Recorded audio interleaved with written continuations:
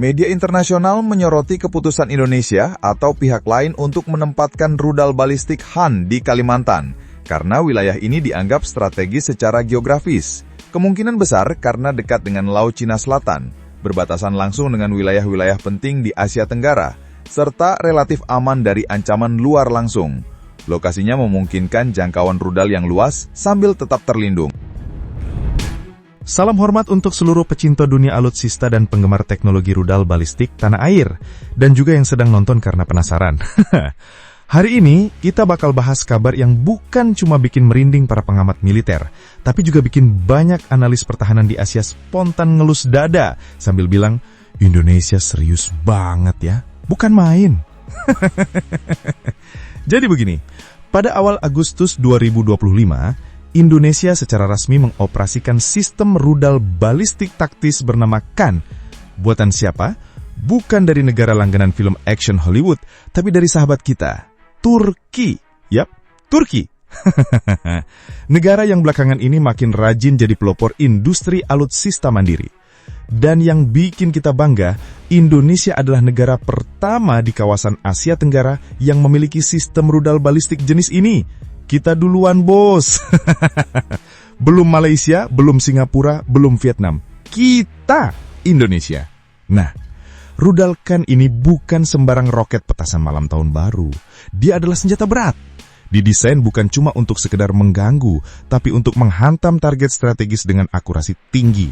Targetnya, pusat komando musuh, pangkalan militer, infrastruktur vital, bahkan konsentrasi pasukan musuh yang ngumpet di balik bukit pun bisa dikejar. Gimana caranya? Rudal ini punya sistem pemandu hybrid. Jadi bukan cuma pakai GPS, tapi juga GLONS atau GPS versi Rusia plus sistem inersia. Kalau sinyal GPS dimatikan musuh, tenang, dia tetap bisa ngejar target. Ini rudal bukan kaleng-kaleng. Ini rudal yang bisa baca peta walau sinyal hilang. Loh, jaraknya berapa? Tembakannya bisa mencapai 280 km dan katanya bisa meleset maksimal cuma 10 meter dari titik target. Nggak percaya? Saya juga awalnya mikir, masa iya? Tapi itu angka resminya. Artinya apa? Dari Kalimantan Timur, rudal ini bisa, bisa menyentuh area-area strategis di perairan Laut Cina Selatan, atau bahkan batas-batas negara tetangga kalau nauzubillah banget diperlukan. Tempat penempatannya di mana? Batalion Artileri Medan ke-18 di Raipur A, Kalimantan Timur. Lokasinya sangat strategis, karena bisa nge-cover banyak jalur laut dan darat yang penting. Jadi bukan sekedar pamer otot, tapi ini bagian dari strategi penempatan cerdas. Namanya juga deterrence, bro. Biar musuh mikir 2 kali atau bahkan 3 kali kalau mau coba-coba.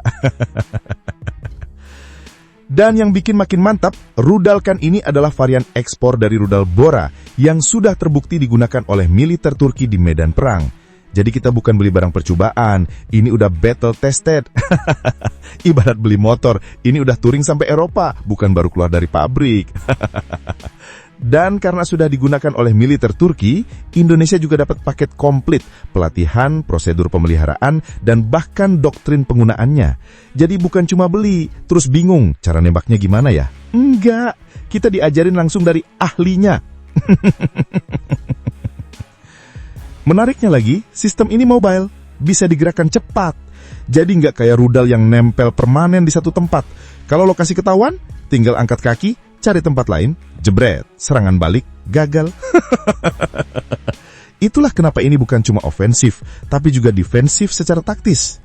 Dan walaupun sistem ini belum punya proteksi aktif kayak Iron Dome-nya Israel atau trofinya Leopard, tapi konsepnya itu stealthy. Senyap, cepat, gesit, kayak anak pramuka yang jago sembunyi kalau suruh cari jejak. Serius, apalagi muatannya fleksibel. Bisa diisi hulu ledak macam-macam sesuai kebutuhan misi. Mau untuk menghentikan konvoi musuh, mau untuk hancurkan bunker, atau mau, sesuai skenario, bisa disesuaikan. Ibarat nasi padang, mau rendang, ayam pop, atau gulai otak. Dan mengapa ini penting? Karena Indonesia ini negara kepulauan. Kita nggak bisa ngandelin rudal jarak dekat doang. Kita perlu tongkat panjang buat jaga kedaulatan. Rudal KAN ini salah satunya. Sekarang coba bayangkan negara kita yang tadinya belum punya kemampuan serangan taktis jarak jauh, sekarang sudah punya. Musuh yang tadinya cuek, bisa jadi sekarang mikir 2 kali sebelum macam-macam di wilayah kita. Nah, bicara soal transfer teknologi dari Turki, ini bukan cuma soal dapat barang, tapi juga soal dapat ilmu di balik barangnya. Ibarat dikasih senjata, tapi juga diajarin cara megang, cara nembak, sampai cara bongkar pasangnya.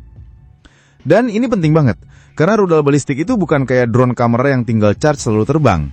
Ini alat strategis. Penggunaannya harus terintegrasi dalam doktrin militer nasional. Nah, disinilah peran Turki yang udah berpengalaman jadi semacam mentor buat kita. Bahkan, sistem KAN ini udah punya resep rahasia deployment dari pengalaman tempur mereka.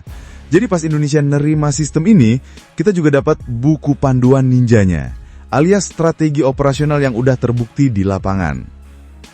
Sekarang bayangkan, dengan konfigurasi mobile, rudal ini bisa digeser cepat dari satu titik ke titik lain.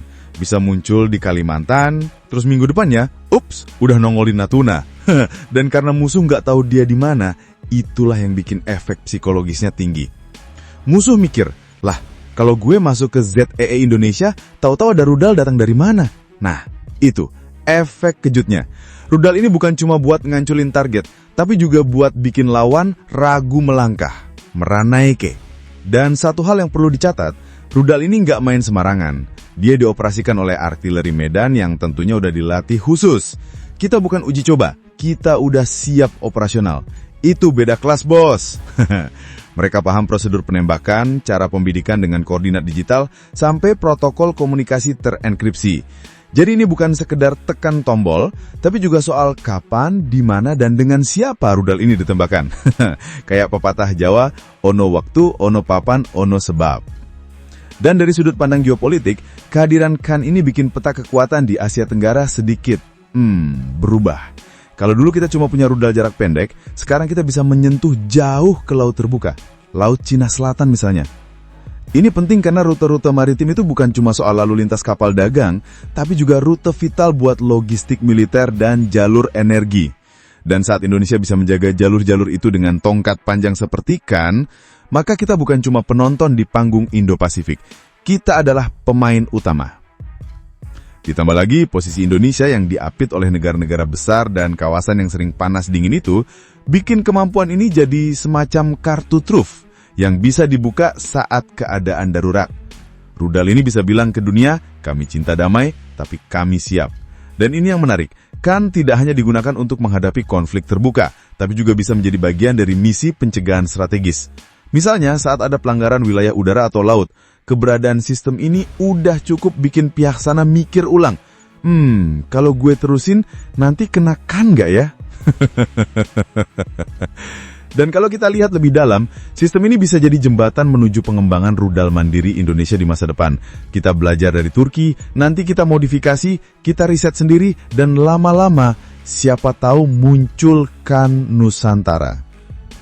Bukan nggak mungkin, karena sejarah sudah membuktikan, negara yang serius membangun alutsista mandiri dimulai dari transfer teknologi, lalu riset lokal, lalu pengembangan produk dalam negeri. Jadi KAN ini bukan sekedar alat tempur, dia simbol perubahan. Dia tanda bahwa Indonesia pelan-pelan tapi pasti sedang naik kelas di dunia pertahanan. Dan satu hal yang bikin saya pribadi bangga, sistem ini tidak diumbar dulu ke publik dengan euforia, tapi pelan-pelan dirilis lewat unggahan foto unit militer kita, disusul laporan resmi dari media pertahanan internasional. Artinya apa? Kita udah mulai main di level senyap tapi mematikan. Level nggak banyak bicara, tapi kalau jalan, nendang.